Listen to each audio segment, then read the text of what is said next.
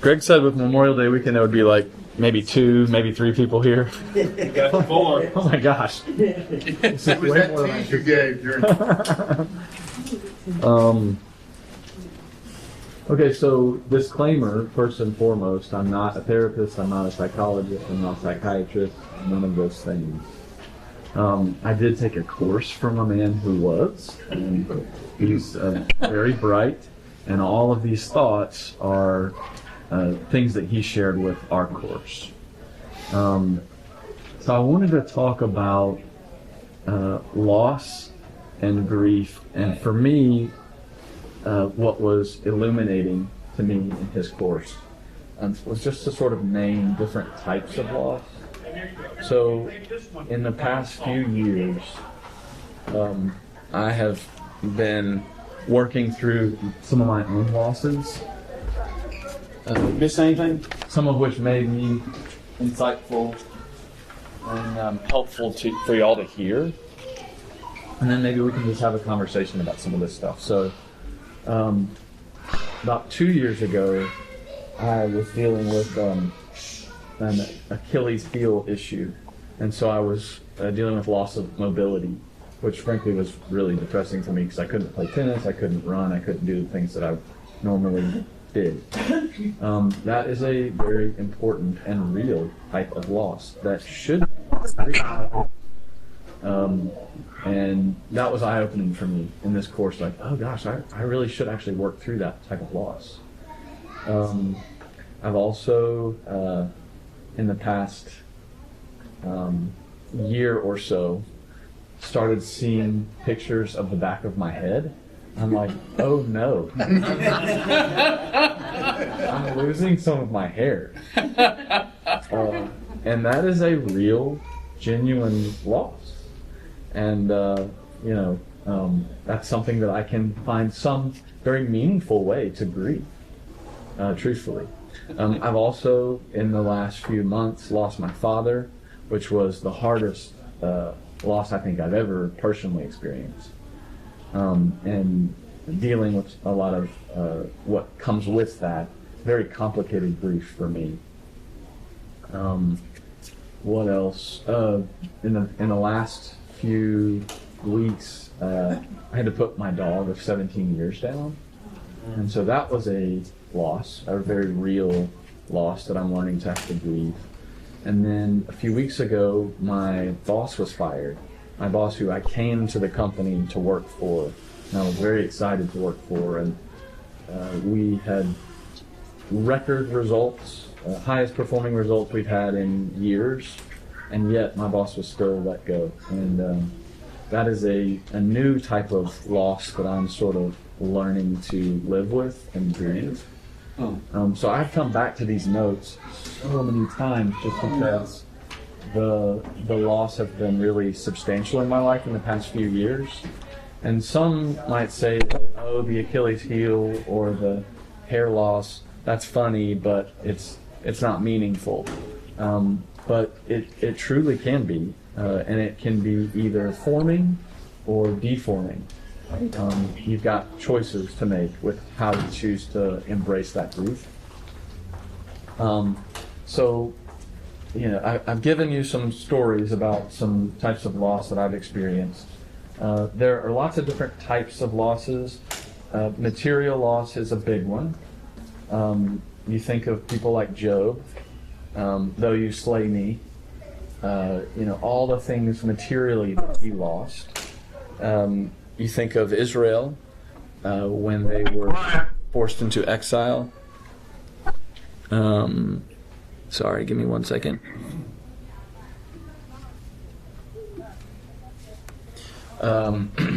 You think of Israel, the loss that they were experiencing in their geography, in their homes, being taken to foreign lands on multiple occasions, once in Egypt, once in Babylon. Jesus, in one sense, the 40 days in the wilderness, he was dealing with loss of food. In addition, you could say the loss of the sanctity of the temple is something that he was experiencing as a material loss. Role loss. This is common when people graduate. We're in graduation season. You as parents may be enduring the loss of a child that's going from one stage to the next. It might be the loss of a relationship, maybe through a separation, a disgruntled relationship with a child or a parent. That role loss can be really meaningful and deep. It can cut in a lot of ways. A couple of examples of how that may have turned out would be Naomi in the book of Ruth, the loss she had with the death of not only her spouse but also her 2 children. Peter, dealing with his own internal feelings of loss when he denied Christ on multiple occasions. So that's a role loss that he sort of felt internally. Strictly internalized. There was no loss with his relationship with Jesus, as we learn at the end of John. But for him, he may have been internalizing and experiencing some of that role loss. Relational loss, I use the example of Jonathan and David, but there are lots of different types of relational losses. Maybe it's a dating relationship or a marriage.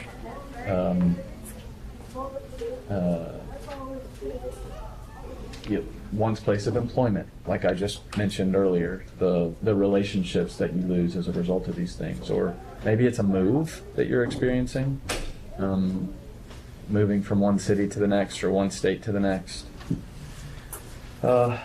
Systemic loss is a loss for maybe an entire group of people. I think that may be true in places like Ukraine or Iran today. In some cases that may be true in the United States. It's an entire people group who are sort of experiencing a loss.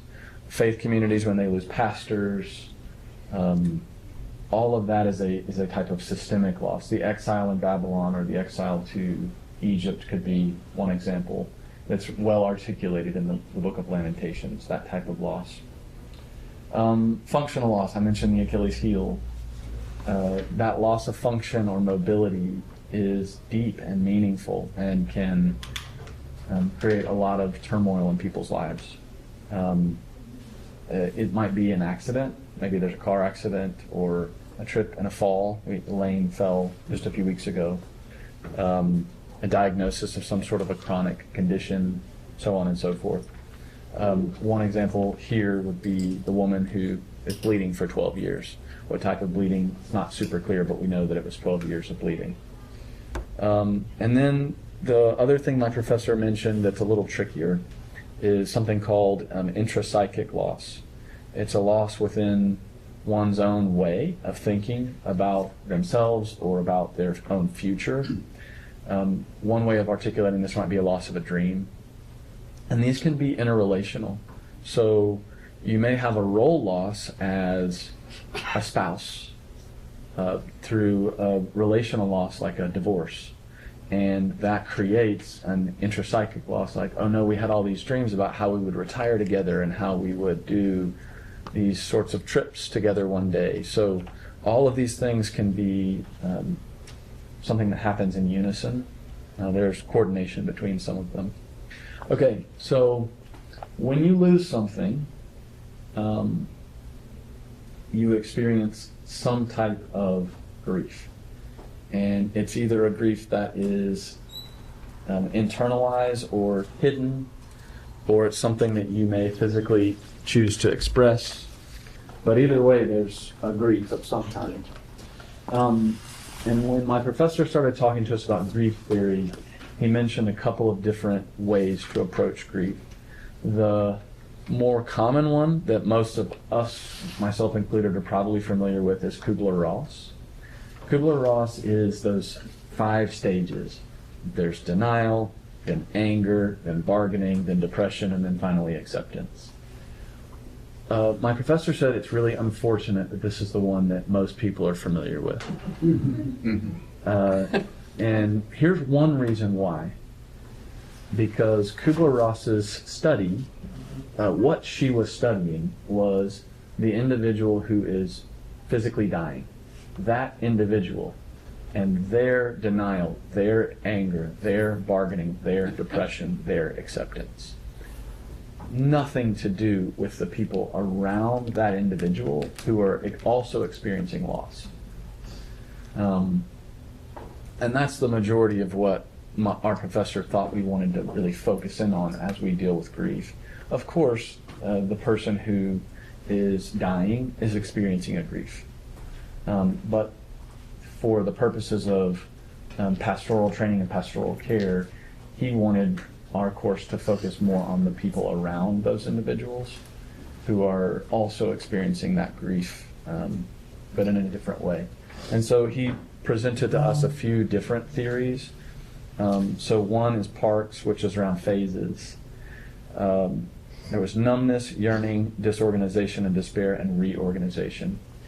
Walter Brueggemann, for those of you who may or may not know him, he's a biblical scholar, and he specializes in a number of Hebrew Bible literature. One is the Psalms, and he phrases the Psalms in three different groupings. One is, you might call it orientation, disorientation, reorientation. A lot of people use that terminology. He uses the term, what is it? It's organization. Organization, disorganization, reorganization. And so this last pillar of Parks' phases sort of aligns to some of that. A third of the Psalms that we read are Psalms of lament and incorporate elements of disorientation or disorganization. And then oftentimes you find, sometimes within the same psalm, the reorganization. But it's not always there. There are references throughout the Psalms where there really is no reorganization in that particular psalm. It comes later. Sanders is another theory of grief.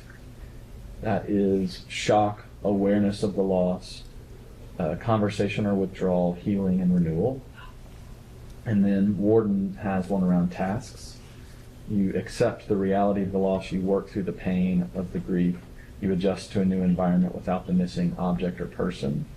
That can be externally working through and adjusting, internally or spiritually. And then emotionally relocating the lost object or person, and then finding ways to move forward in life. So within grief theory, an important element of that work that resonated with me is that the way you experience grief can be one of two things: either spiritually deforming or spiritually forming. The deforming is a lot of what I think my grief has a tendency to look like. Deforming is the numbing. You find it in Parks, phase 1. There's a numbing when you're experiencing that loss. It's normal, but the reality of that numbing is that it can be deforming to the individual. The loss of control,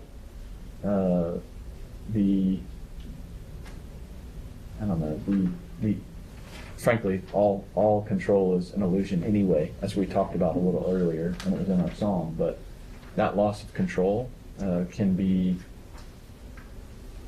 really disorienting for a lot of people. Anger, and just sitting in your anger, steady irritation. I deal a lot with that in my grief.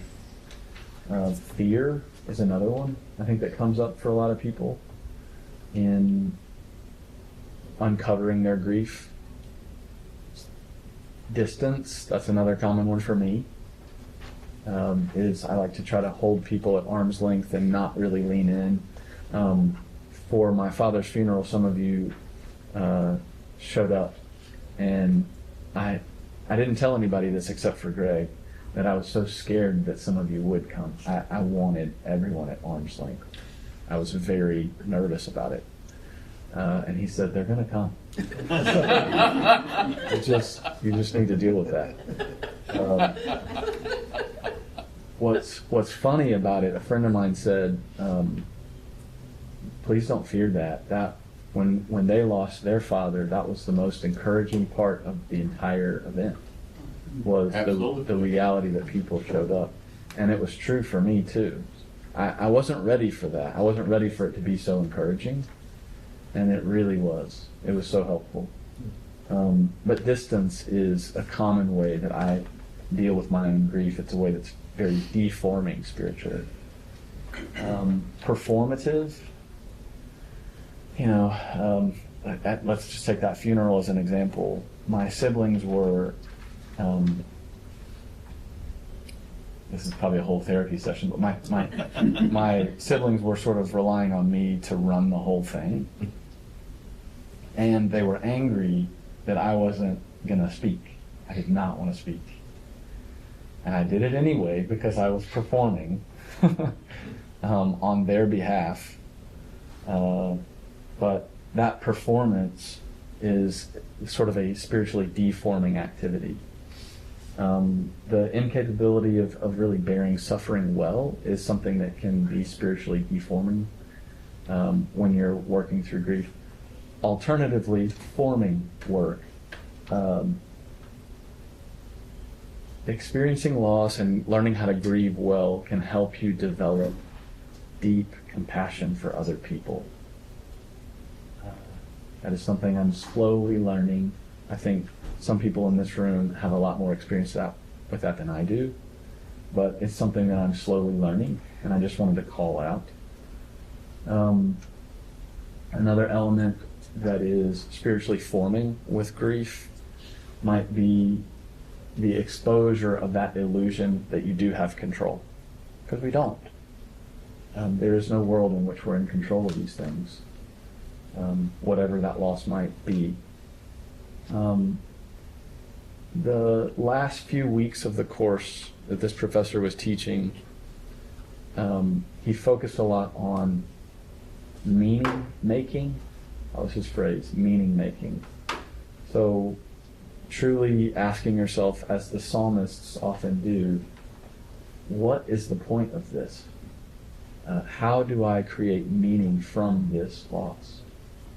And there are some exercises to do that. Maybe you guys have some thoughts on that as well. I talked a little bit about grief theory.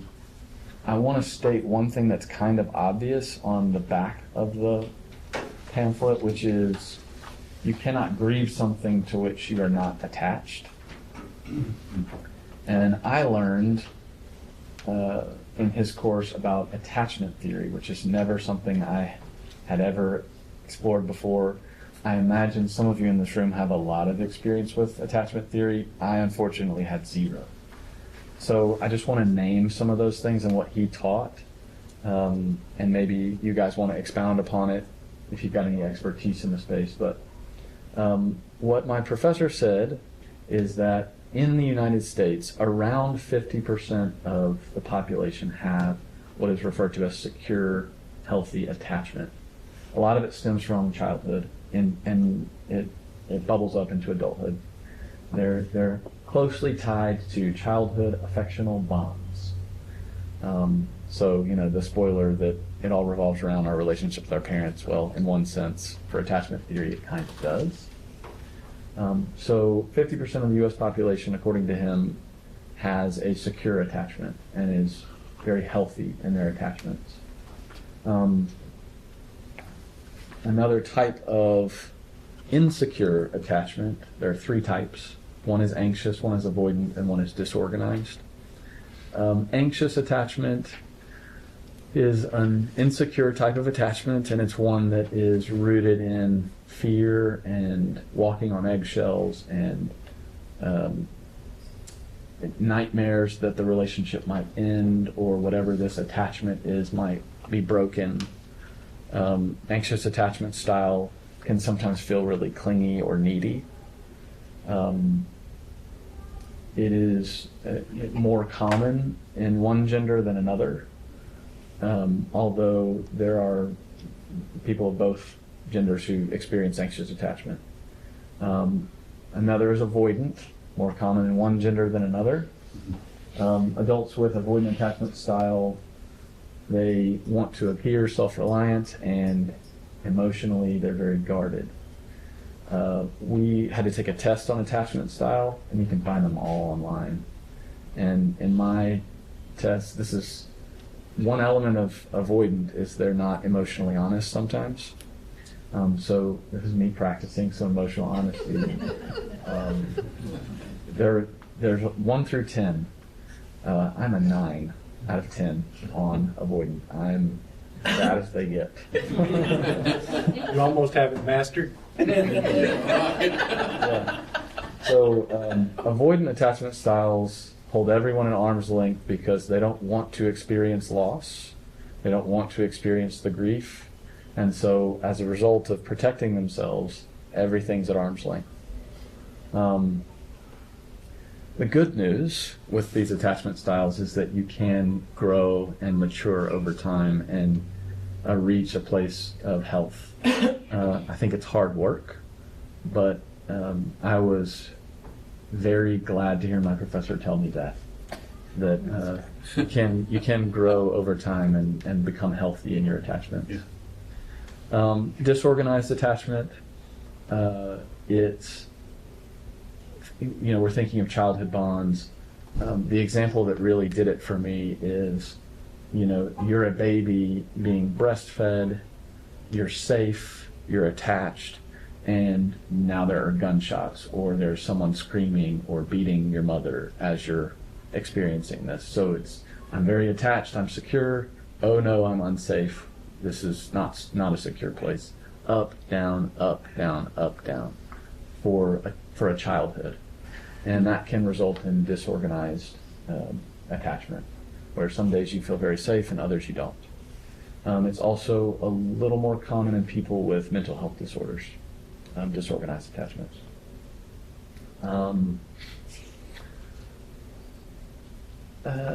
We referenced some people who experience type of loss. We talked a little bit about you can't lose something that you're not attached to, and then the grief process from all that work. I did want to focus a little bit on a couple of the Psalms and then just kind of open it up. Psalm 13, how long, O Lord, will you forget me? How long will you hide your face from me? That is an honest conversation with God, a lament. And while it's not a true statement, it is a loss that this person is internalizing and experiencing. God, of course, is not hiding his face from us. God is not forgetting us. But that is what that person is experiencing at that time. It's perfectly natural. It's an honest conversation, and I think it's an element of very important grief. My God, why have you forsaken me in Psalm 22 that we see reflected on the cross? This idea of being forsaken, of course, it's not true. Psalm 22, at the end of that psalm, actually validates how untrue that statement is. But it is still an experience that we're facing. And it's an honest conversation to be had. The idea of being near to the brokenhearted in Psalm 34. That brokenheartedness is associated with real painful loss and grief. And I think it's important to sit in and read through Lamentations as you're dealing with these types of losses. Why have you cast down, O my soul? Psalm 42, also Psalm 43, the idea of being cast down, associating that with loss and grief. David's own grief over some of his sin and the loss of his child in Psalm 51. That's what Psalm 51 sort of describes and articulates. That's a deep and painful loss that a lot of people have experienced. there's a whole, I believe it's a whole month now attributed to miscarriage and the loss of children. I was talking to a friend of mine the other day about a child that she lost at week 39. My sister has lost a child as well in the womb. It's something that I imagine never goes away. So Psalm 51, David's sense of grief in dealing with that loss. Psalm 88 is sort of the deepest, darkest of all the Psalms. Darkness is my only friend is how it ends. So there's nothing really redeeming in that particular psalm. These are the sons of Korah. Korah, of course, is one of the people who participated in a rebellion and lost his life. The sons of Korah remained, and all of the injustice associated with being a child of Korah. These were children who, according to the Psalms, were deeply depressed with their station in life and the grief they experienced as a result of their lineage, just their name. I am personally dealing with a lot of that work now. Most of you know the work that I'm doing in Pakistan with people who are being placed in slavery. It's a deep injustice, and a lot of times it's a direct result of their last name. So that's a type of grief and a type of loss that a lot of us often forget.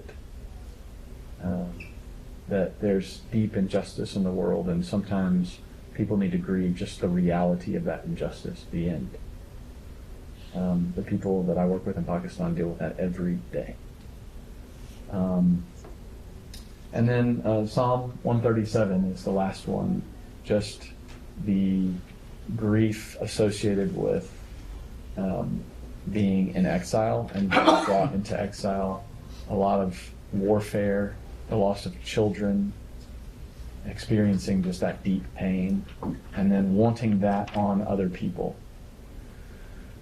Okay, so those are kind of the main things I wanted to say, and then I just wanted to hear from y'all more than anything because I'm still dealing with some of the numbness and some of my disorientation.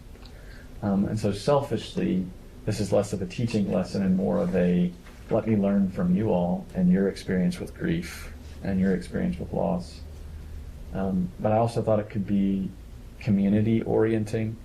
You know, we do these exercises in front of the congregation every so often where someone will ask an individual to go and speak about their experience, and I think that's community orienting. So I thought we could maybe explore what that might look like in a conversation around grief and loss. So the floor is open.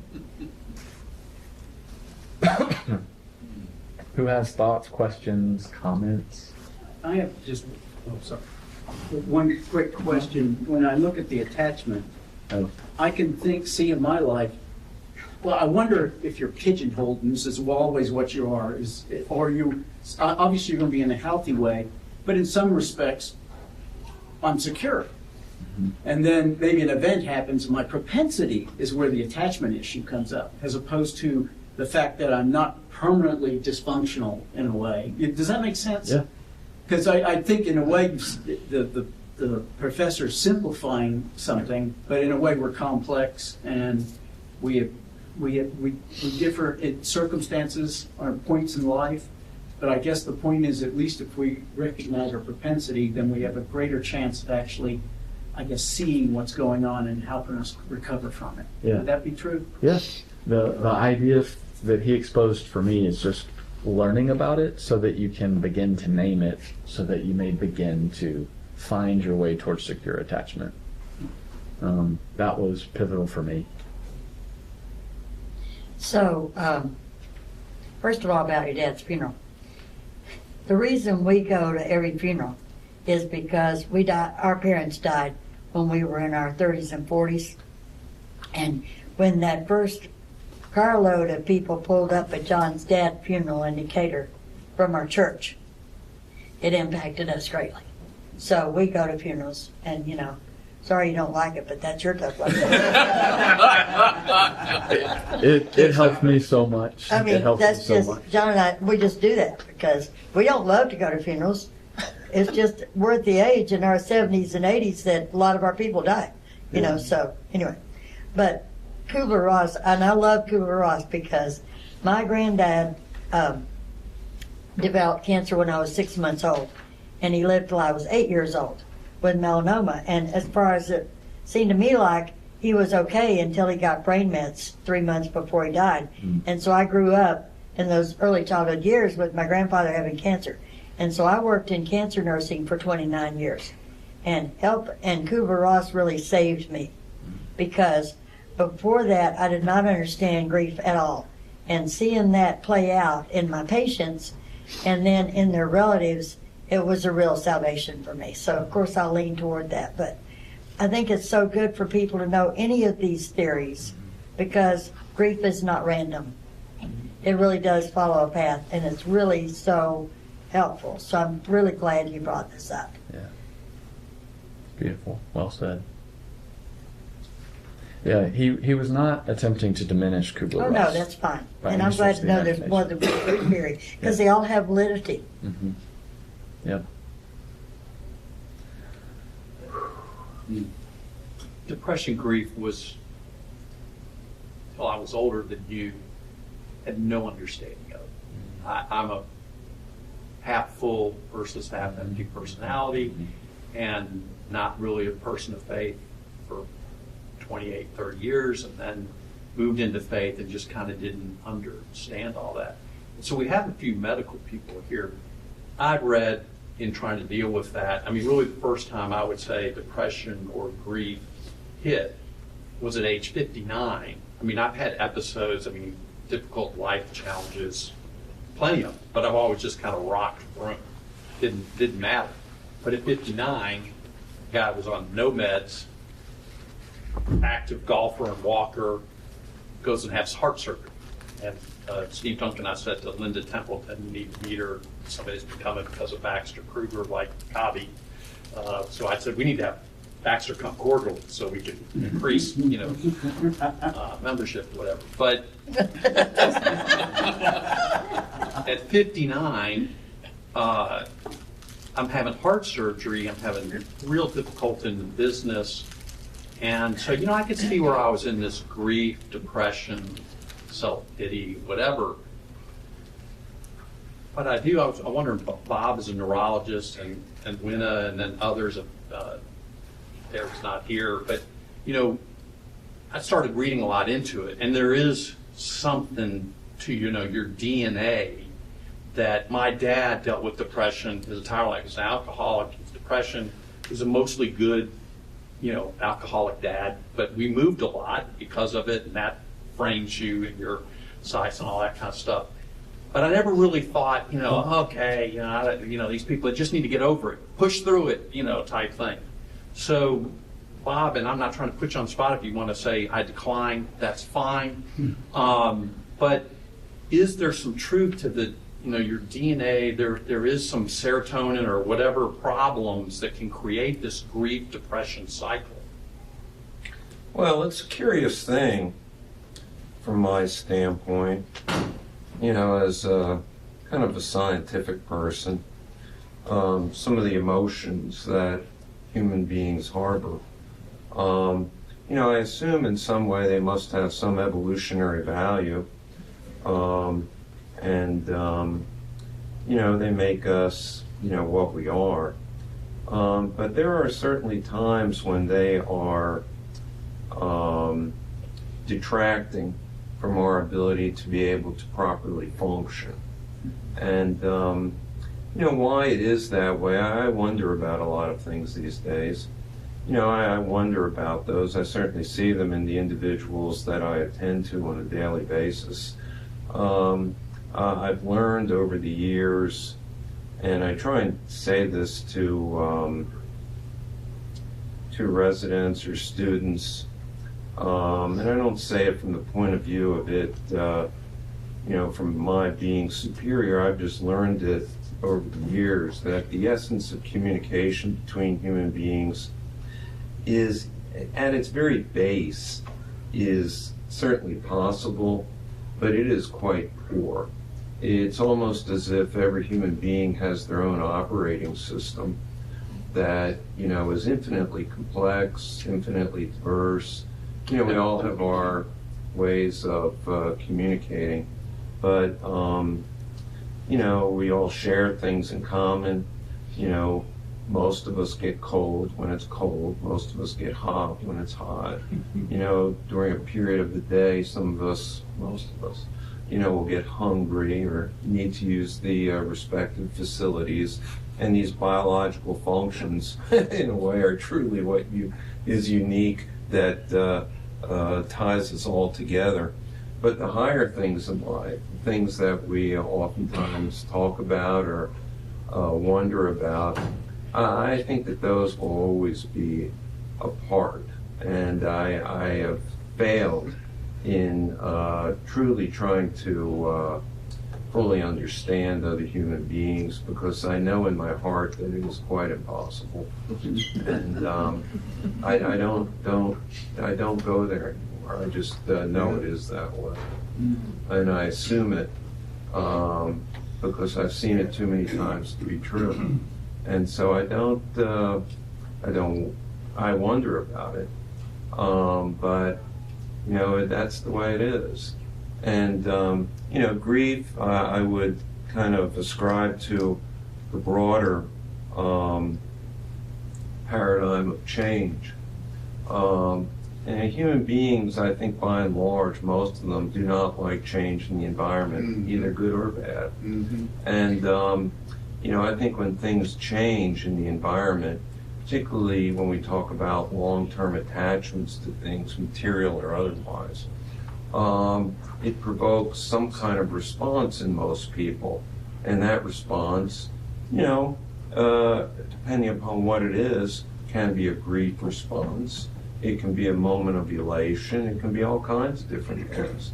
But the underlying reality is change. And that, unfortunately, underlies every single thing that occurs at every single moment, all the time, whether it's known or unknown. And that's what we try and shield ourselves against, but it's an impossibility. It is quite impossible. So I've just accepted these things as they are, and it's not that I don't try and deal with them in my own way. It's just that, how I've likened it to, it's like putting on a heavy coat, and it's hot outside, and you just can't take it off. And that's what it feels like for me. And I don't like to be that way. I despise it. I detest it. And my way of avoiding it is just to understand that it is this way. And there's only so much you can learn in life. There's only so much you can understand. And there's only so much that you'll be permitted to understand. And that's just the way it is. For me, that has been, in a way, more helpful than anything else. And I do it from a scientific point of view, not to say too much, but I've gotten interested in quantum physics recently, and the math is beyond me, but from a much baser level, things like superposition, for those who've read about this or tried to understand some of it, or entanglement, or the fact that the universe that's observable and knowable is basically about 5%, and the rest is all some entity of dark matter and dark energy and multiple planes of existence that we can't even imagine, can't feel, can't understand. Or as one physicist chimed in one time, human brains are at best in picking berries and throwing rocks. That's about what we're good for.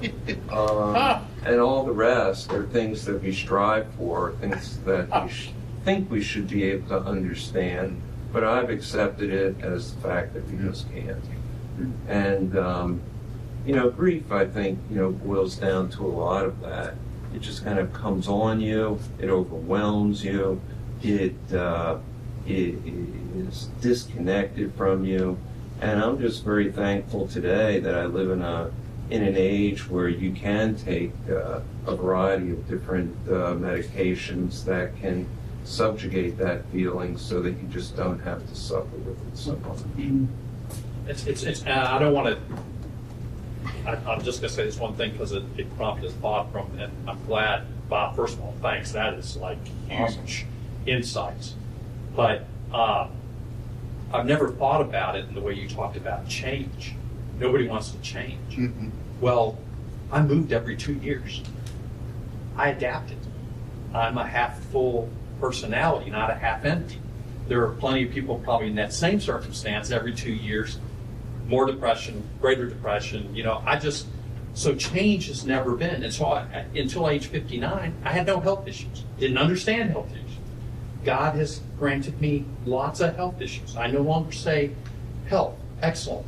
I kind of go from good to very good, which is also probably not really very truthful, given some of what I've been dealing with.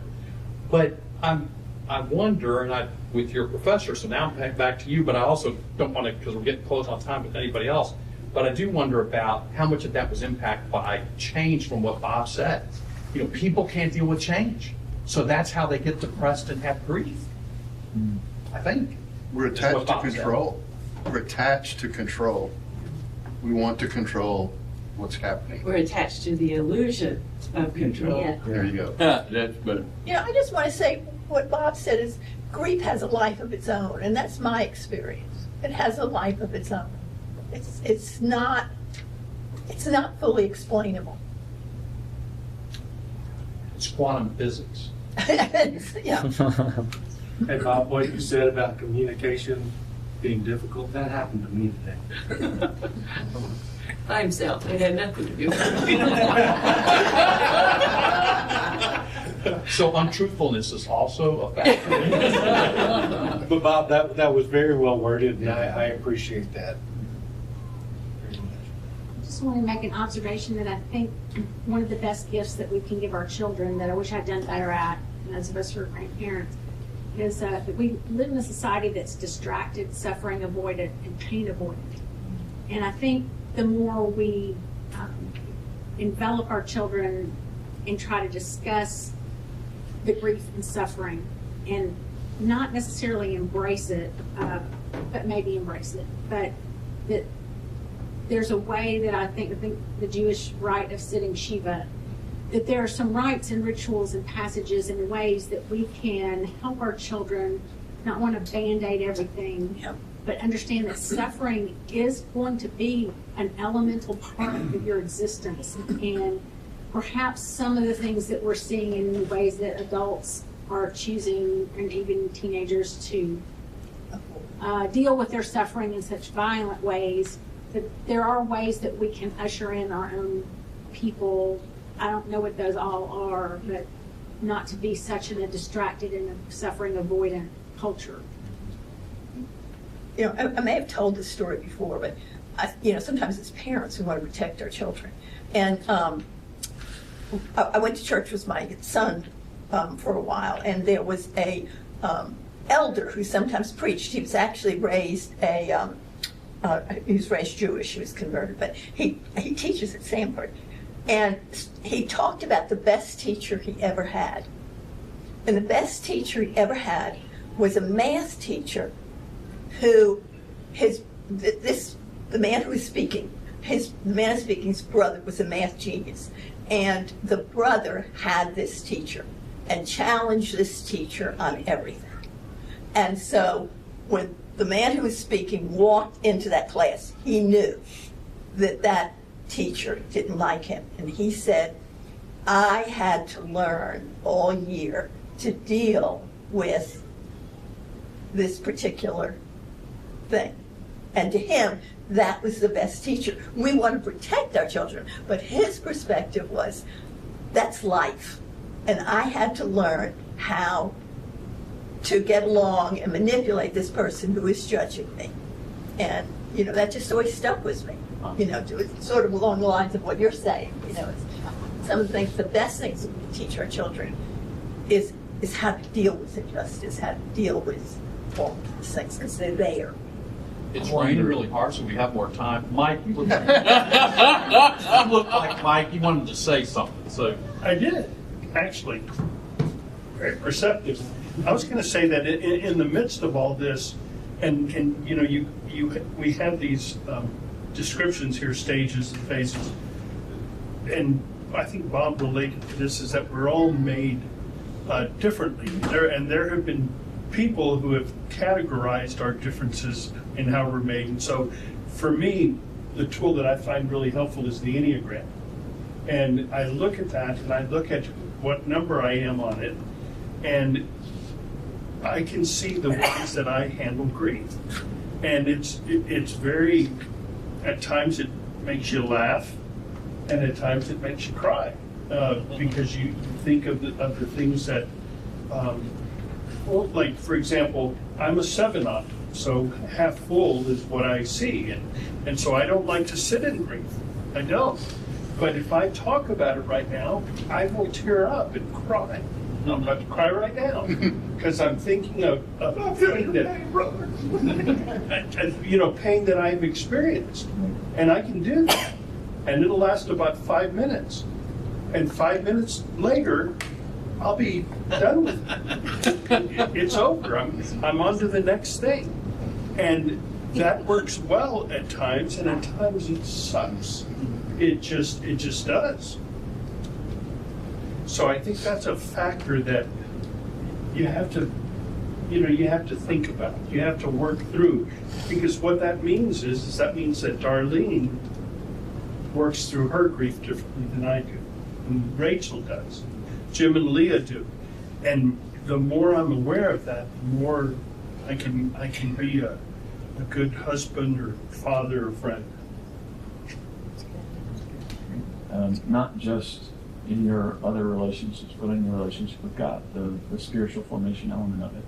Understanding who you are influences your ability to form a meaningful and robust spiritually enriched relationship with God. Yeah, Jesus experiences grief and loss. We talked about the material loss. There are other elements that Jesus works through. Lazarus is sort of the prime example, I would say, of Jesus working through his own grief. He's the one who we follow. I think coming to terms with his own reality, there are arguments about experiencing grief in the Garden of Gethsemane and how he approaches that grief and sorrow. But your comment earlier, Lord, just around the idea of suffering being a reality of life, I think that's one of the beautiful elements of the incarnation, is he is truly the suffering servant, who suffers on our behalf but teaches us how to engage with that suffering. So maybe that's what we leave each other with, or we can keep going. I'll want to go on. Two things. One is I'm reminded that, for a long time we were under the illusion that we were these rational creatures. If we approach it from a divine perspective, we're relational creatures. Yeah. So we talk about being as communion. At the heart and essence of who we are is we are relationships. We live in divine communion with the Trinity, with each other. And so that's one. Two, I'm reminded that I love your point, because God is the ultimate reattachment theory, right? It's God bringing us back into his presence and his love, because matter-making, meaning-making, and Greg says this a lot when I hear him do funerals, is at the end of the day, it's who did you love and who loved you, right? I love that. And that's the essence of reality.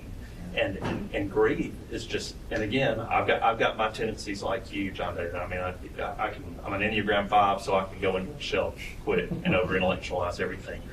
But grieving is the flip side of love. Grieving is the other side of the coin. We need to be a grieving people because we love. No one should love better than those of us of faith and who are in touch with what really matters and in the essence of reality being love. Loving people grieve. And so, and how we, again, I want to unpack, I love the word and emotionally relocate the lost object or person and move forward. There's some wisdom there.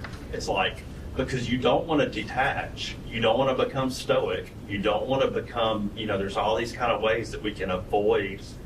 We need to be very engaged and move deeper into grief and love, but we need to not be possessive of controlling. There's a possessive love and a more liberating love, of letting things go while still deeply engaged in it, right? So, sorry. You should have taught the class. No, This is such a great conversation. And I just, first of all, I didn't know Mike and I were such kindred spirits. Get over it. I'm done with it. Why aren't you? But, and I know I've shared this, but some of you probably don't. But I mean, I did 3.5 years of weekly trips to an infusion center. Everybody there is grieving. Everybody. It's just whether they're dealing with it positively or negatively. And what I found were two things that really distinct. One, are you the personality type that you're willing to grind through it? Because there's plenty of people who gave up. When I got through the end of 3.5 years, she said, well, it's because you stuck with it. And I was like, what other options were? Kind of like, that's, you told me that's what I had to do, so I did it.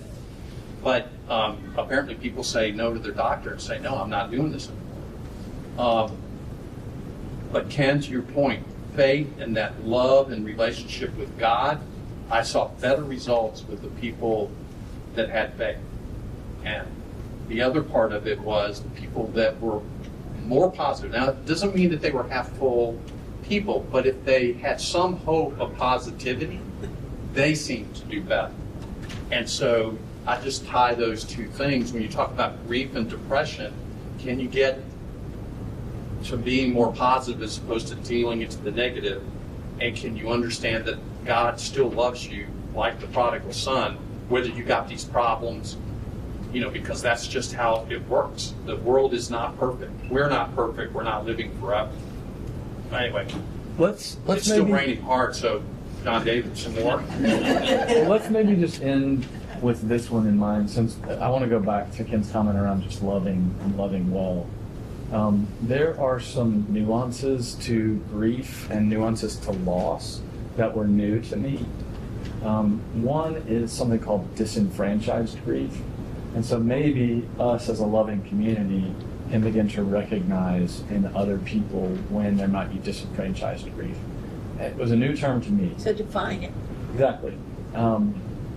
For my professor, what he said the work involves is really understanding, is there something that other people say, like, you shouldn't be grieving this? Or they feel shame over the grief that they're experiencing, like, oh, it's just a dog.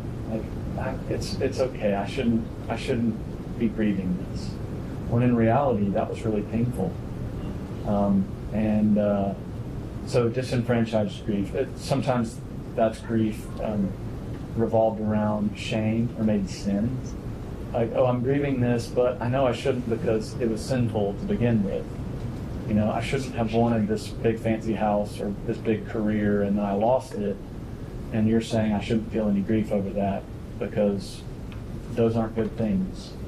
So I'm not going to tell you about it, but I'm dealing with it.